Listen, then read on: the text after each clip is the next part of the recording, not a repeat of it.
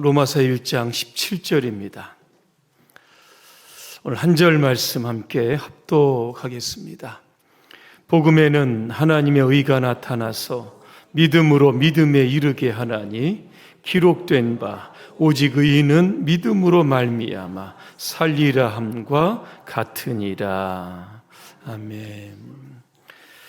종교개혁주일의 의미라고 하는 주제로 말씀을 드리겠습니다.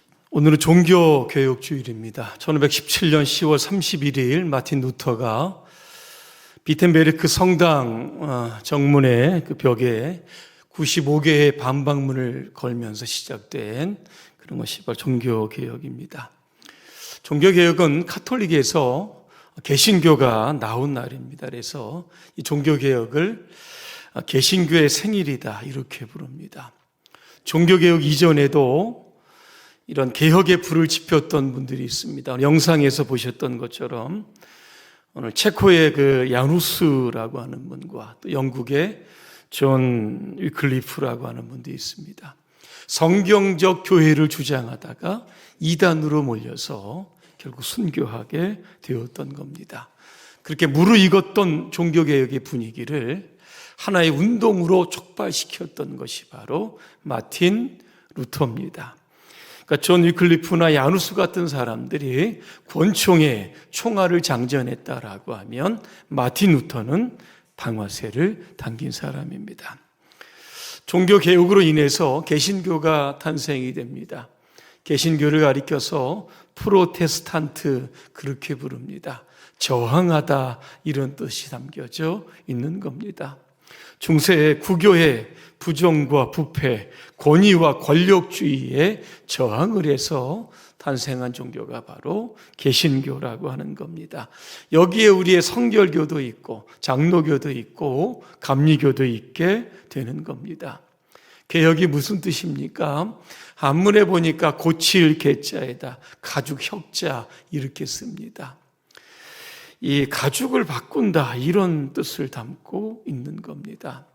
그런데 개혁의 개자를 보니까 몸 기자가 들어가 있습니다. 개혁은 남을 고치는 것이 아니라 우리 자신을 고치는 겁니다.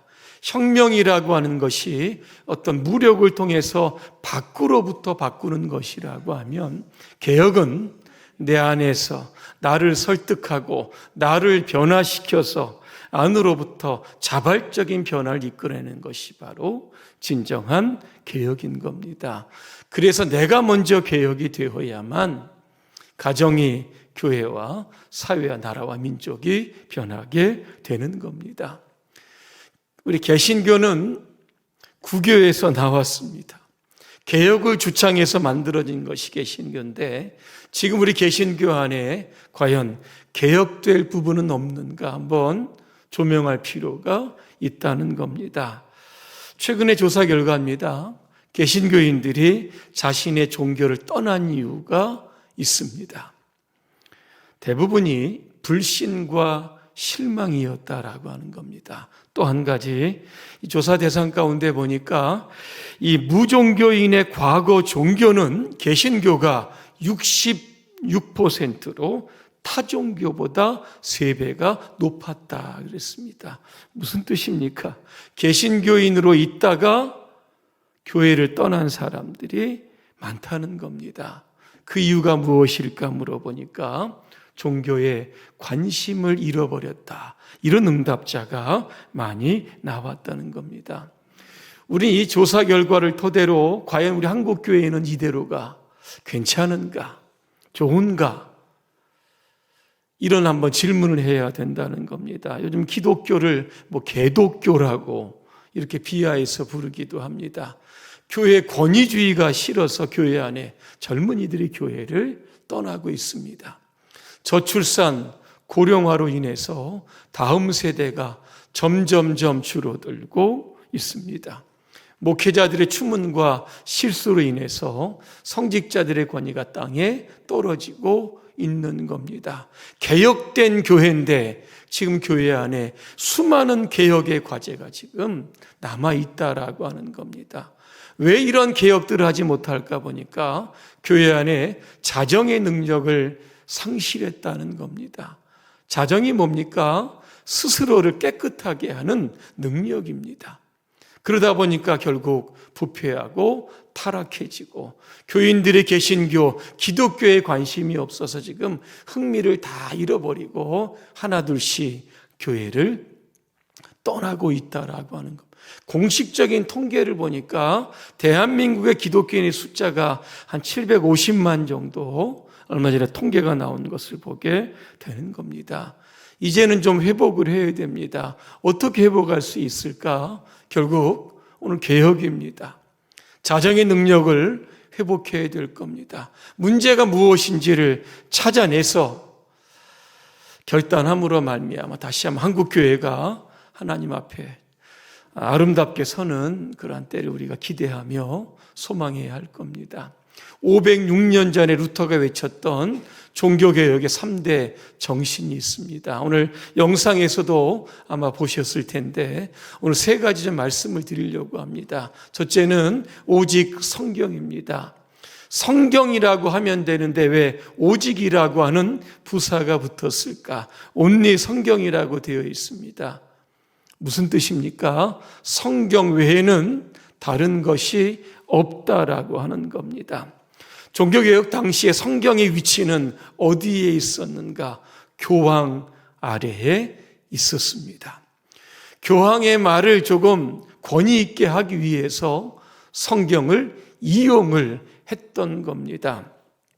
그래서 당시 국교는 그 교황 무오설이라고 하는 것을 주장하게 됩니다. 이게 뭐냐면 제가 찾아보니까 이렇게 되어 있습니다. 교황이 전 세계 가톨릭 교회의 우두머리로서 신앙 및 도덕에 관하여 내린 정식 결정에는 오류가 있을 수 없다는 겁니다. 여러분, 교황이 뭐 신인입니까? 교황도 사람입니다. 사람은 다 실수하고 오류가 있는 겁니다.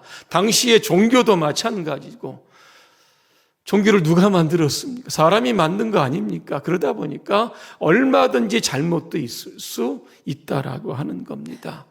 여러분, 세상에 완전한 사람은 없습니다. 오직 완전한 분은 하나님 한 분밖에 없습니다.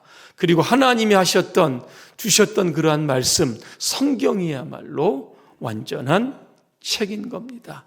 성경에 보니까 1.1획이라도 다 이루어진다 말씀하고 있습니다. 왜?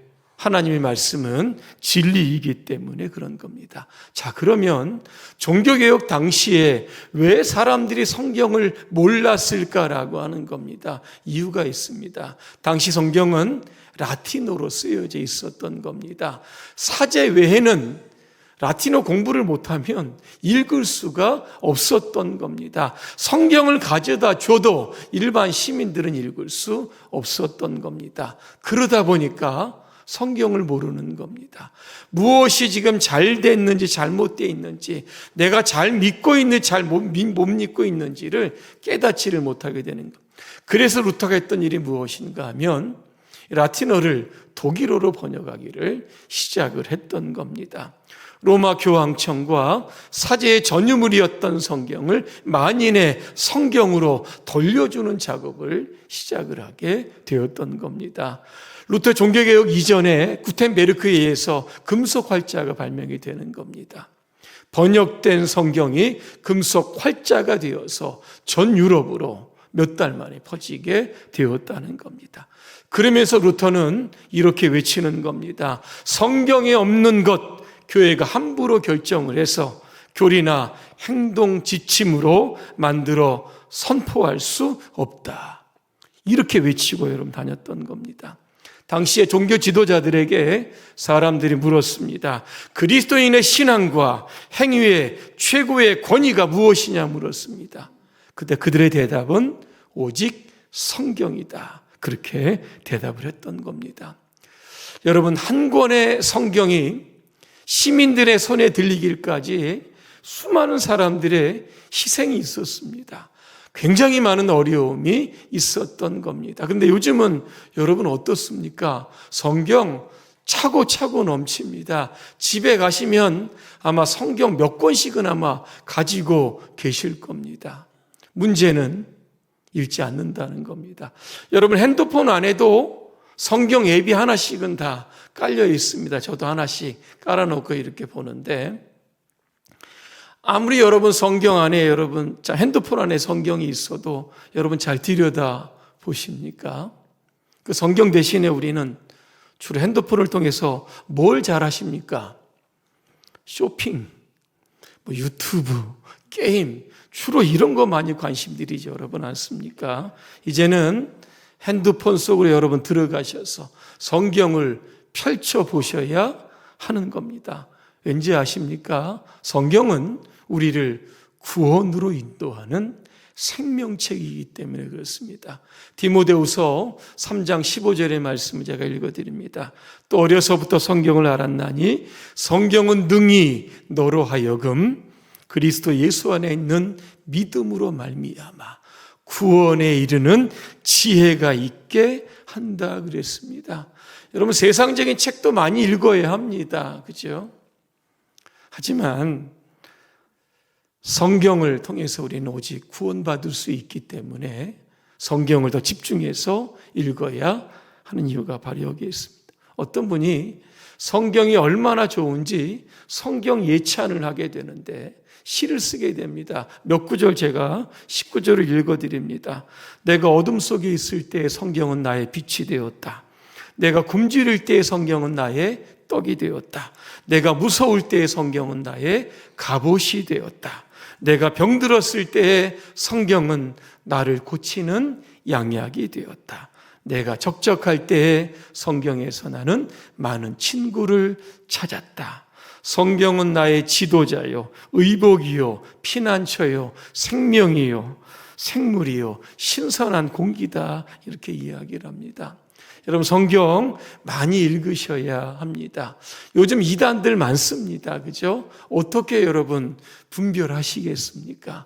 성경만 잘 읽어도 정통과 이단은 어느 정도 구별할 수 있는 겁니다. 그리고 우리가 성경을 읽어야 하는 이유가 있습니다. 오늘 장로님 기도도 하셨지만 우리 안에 잘못된 것들을 성경의 거울 앞에 매일매일 비추어 볼 수 있어야 하는 겁니다. 거울을 쳐다보지 못하면 우리의 얼굴에 뭐가 묻었는지 모르는 것처럼 말씀의 거울 앞에 우리는 자주 서야 하는 겁니다. 그래서 버릴 것들은 버려야 되고 끊어버릴 것들은 끊어버려야 하는 겁니다. 바르고 올바르게 신앙생활 할 수 있으려고 하면 늘 자신을 오직 성경이라고 하는 말씀 앞에 세워야 하는 겁니다. 그러면 성경이 우리의 삶의 램프가 됩니다. 빛이 되고 삶의 이정표가 되는 겁니다. 그래서 오늘 종교개혁주의를 맞이해서 여러분 오직 성경 이거로 돌아가시길 바랍니다. 두 번째는 오직 은혜입니다. 에베소서 2장 8절의 말씀을 제가 한번 읽어드립니다. 너희는 그 은혜에 의하여 믿음으로 말미암아 구원을 받았으니 이것은 너희에게서 난 것이 아니요 하나님의 선물이다. 그렇게 말씀합니다. 구원이 뭡니까? 하나님께서 우리에게 주신 은혜의 선물이라고 하는 겁니다. 여러분 카톨릭의 구원관을 이렇게 보니까 사람이 뭔가를 노력을 해야 됩니다. 그리고 공을 들여야 합니다. 이런 사상이 굉장히 팽배합니다. 그러니까는 이 구교의 구원론은 이행득구입니다. 뭡니까? 행위를 통해서 구원을 받는다. 끊임없이 강조해 왔던 겁니다.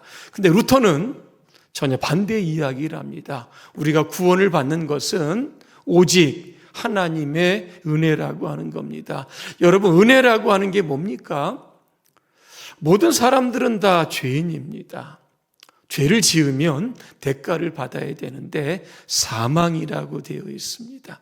그래서 인간은 운명적으로 다 죽어야 하는 겁니다. 그런데 죄로 인하여 죽을 수밖에 없는 저와 여러분들을 예수님이 살리시기로 작정을 하신 겁니다. 그게 바로 십자가입니다.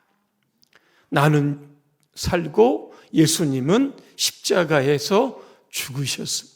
우리에게 구원을 주셨고 영원한 생명을 선물로 주신 겁니다. 어떻게 받을 수 있습니까? 노력을 해서 받는 것이 아닙니다. 하나님 주신 그냥 선물이니까 우리가 그냥 받으면 된다라고 하는 겁니다. 요한복음 5장 24절입니다. 믿는 자는 영생을 얻었고 심판에 이르지 아니하나니 사망에서 생명으로 옮겨졌다 말씀합니다. 로마서 3장 24절입니다.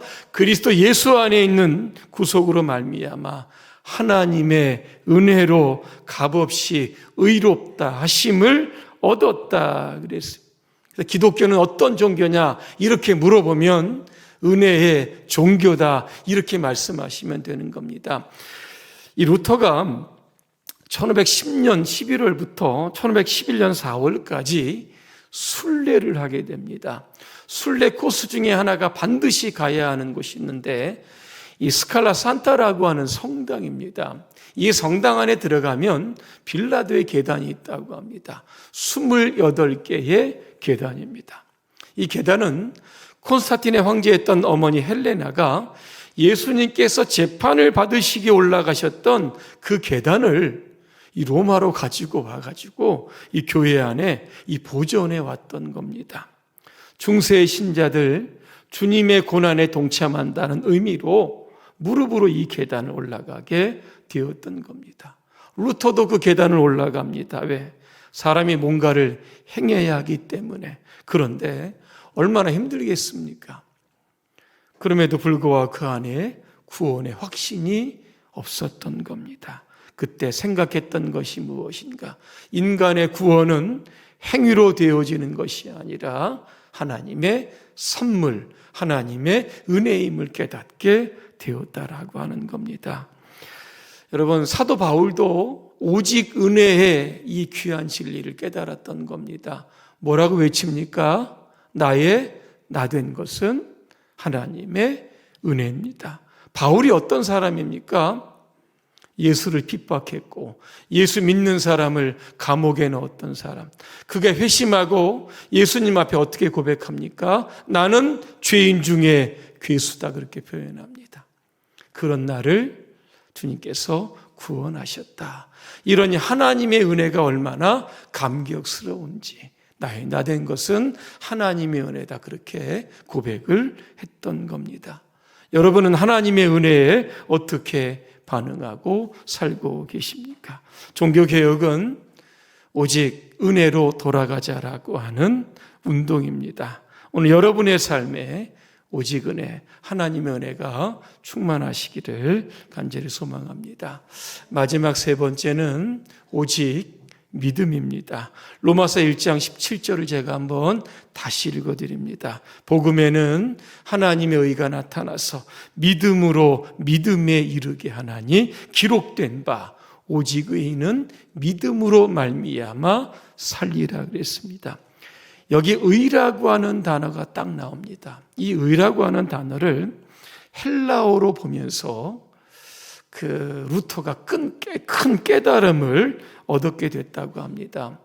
이 의라고 하는 단어를 헬라어로 보니까 의롭게 만들다의 의가 아니라고 하는 겁니다. 이 의는 의롭다고 칭하다, 간주하다라고 하는 의였다라고 하는 겁니다. 다시 말하면 하나님의 의는 내가 공로를 쌓아서 내가 의롭게 만드는 것이 아니라고 하는 겁니다. 하나님께서 그냥 무료로 주시는 거라고 하는 겁니다. 내가 노력하고 행함으로 이르는 내부적인 의가 아니라 하나님께서 내가 노력한 것 아무것도 없는데 우리가 예수님을 믿기만 하면 우리를 의로운 하나님의 백성으로 인치신다, 칭한다라고 하는 의를 발견하게 되었던 겁니다. 그러니까 구원이라고 하는 게 뭡니까? 예수 그리스도를 믿음으로 고백하게 되면 우리가 구원을 받게 되는 것. 이게 바로 이신칭의의 교리라고 하는 겁니다. 누가 우리를 의롭게 하고 무엇이 우리를 의롭게 합니까? 바로 예수 그리스도입니다. 이 루터가 이 종교개혁을 할 수밖에 없었던 근본적인 이유가 바로 당시에 이 면죄부를 판매했던 것에 굉장히 격분을 했다고 합니다. 이 면죄부 판매를 가능했던 근거가 그 당시에 교리가 있었는데 바로 공덕 축적설이라고 하는 겁니다. 이게 뭐냐면 그 당시 성인이나 사도가 쌓은 이 공덕이 많다는 겁니다. 어디에 쌓여 있습니까? 천국에 쌓여 있는데 이 공덕을 꺼내 쓸 수 있는 사람이 누구냐? 교황이라고 하는 겁니다. 그래서 면죄부를 우리가 사면 교황이 천국의 이 과인 공로, 남아 돌아다니는 공로를 가지고 지옥에 있는 사람, 연옥에 있는 사람을 빼서 천국으로 들어갈 수 있게 한다. 이런 걸 교리로 만들어서 면죄부, 속죄권을 팔기를 시작을 했던 겁니다. 여러분, 면죄부를 여러분 왜 팔았습니까? 이유는 이겁니다. 당시 베드로 성당 건축하다 보니까 돈이 없던 겁니다. 건축비 마련하려고 만들어낸 게 바로 이 면죄부 판매였다라고 하는 겁니다. 참고로 베드로 성당이 여러분 길이가 어느 정도 되신지 아십니까? 211m입니다. 안 놀라시는데요.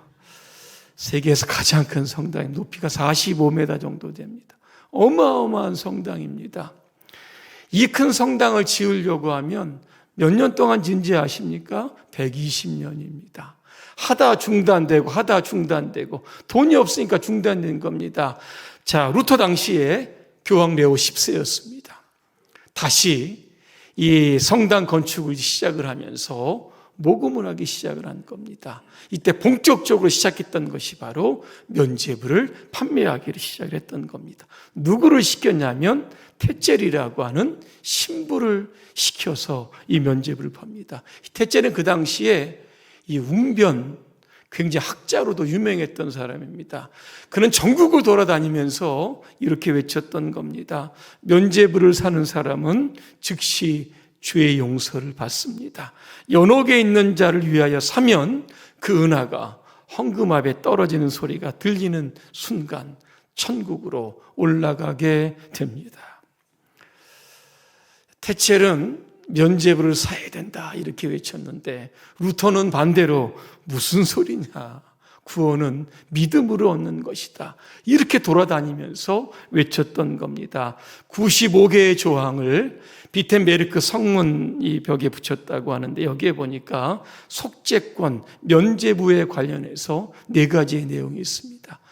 말씀, 속죄권은 죄를 속할 수 없다. 속죄권은 죄의 벌을 면케할 수 없다. 연옥에 있는 영혼을 속죄권이 구할 수 없다. 회개한 자는 이미 죄 용서를 받았다 그랬습니다. 당시 로마 카톨릭에 대해서 이렇게 저항을 하니까 교황청이나 교황이 좋아하겠습니까? 소환장을 보냅니다. 루터가 불응을 합니다. 그러자 이제는 루터를 파문하려고 하는 파문장을 보내게 됩니다. 자, 2차 파문장을 보냅니다. 그래도 루터가 이게 받아들이지 않는 겁니다. 마침 황제가 보름수에서 국회를 열게 됩니다. 정식적으로 루터를 이제 파면시키려고 하는 이 공식적인 회의였습니다. 친구들이 거기 가지 말라 그랬습니다. 그때 친구들의 만류를 뿌리치면서 그는 그 보름수에 있는 국회에 참여하면서 이렇게 이야기합니다.